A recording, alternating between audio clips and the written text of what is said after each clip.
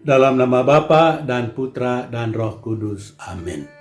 Bapak, Ibu, Saudara-saudari terkasih, salam jumpa kembali dalam renungan inspiratif Hari Raya Tubuh dan Darah Kristus berdasarkan Injil Lukas bab 9 ayat 11b sampai 17.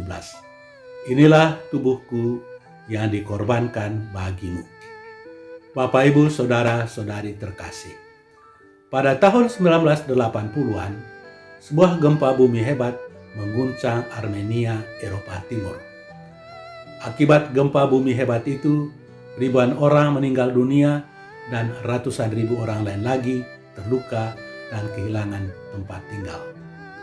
Sesudah 2 minggu, tim regu penyelamat mencari korban gempa yang masih tersisa.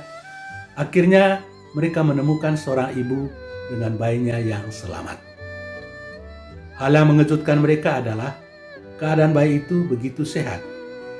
Mereka mencari tahu mengapa anak itu bisa bertahan selama beberapa hari tanpa makan dan minum.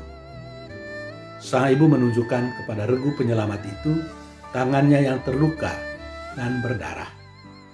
Ternyata selama beberapa hari itu, bayi itu mengisap darah ibunya.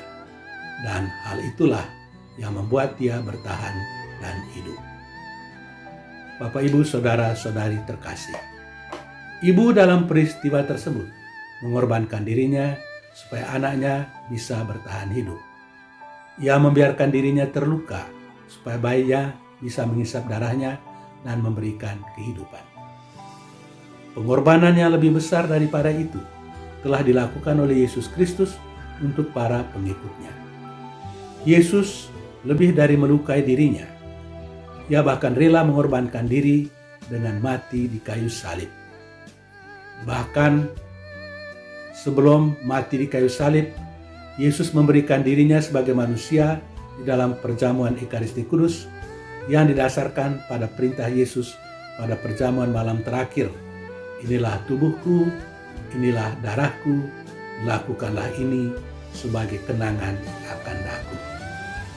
Saudara-saudari terkasih, kehadiran Yesus Kristus di dalam sakramen Ekaristi Kudus ditegaskan kembali oleh Konsili Vatikan II dalam dokumen Sacro Sanctum Concilium nomor 47 yang berbunyi, pada perjamuan malam terakhir, malam sebelum ia dikhianati, penyelamat kita Yesus Kristus mendirikan sakramen Ekaristi Kudus yang merupakan korban tubuh dan darahnya.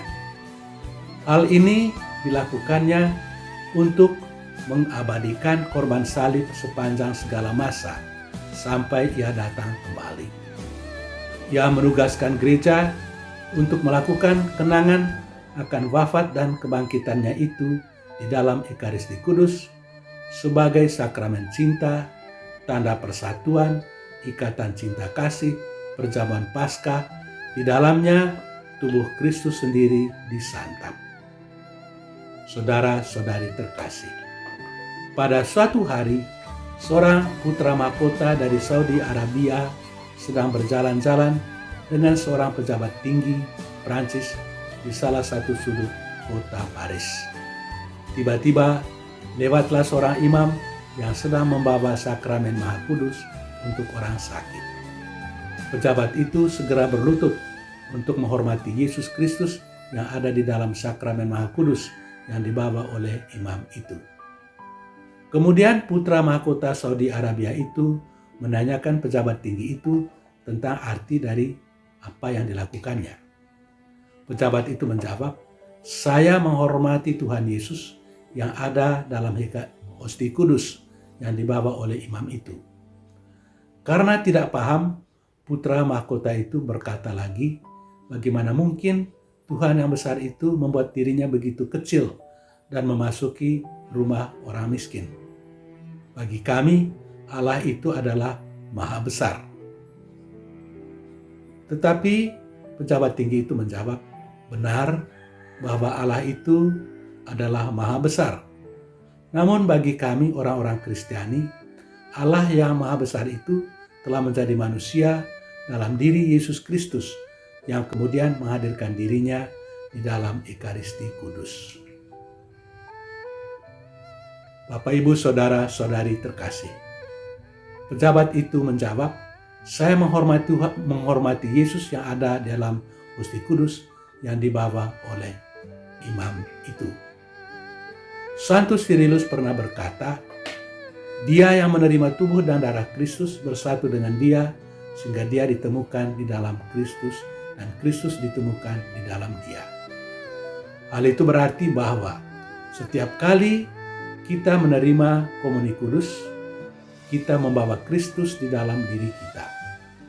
Lebih lanjut, hal itu juga berarti bahwa tingkah laku kita hendaknya selaras dengan keinginan Kristus yang ada di dalam diri kita. Pada pesta tubuh dan darah Kristus ini, kita diingatkan kembali untuk semakin sering menerima tubuh dan darah Kristus, karena barang siapa makan tubuhnya dan minum darahnya, dia akan memperoleh kehidupan yang kekal. Tuhan memberkati kita. Amin. Dalam nama Bapa dan Putra dan Roh Kudus. Amin.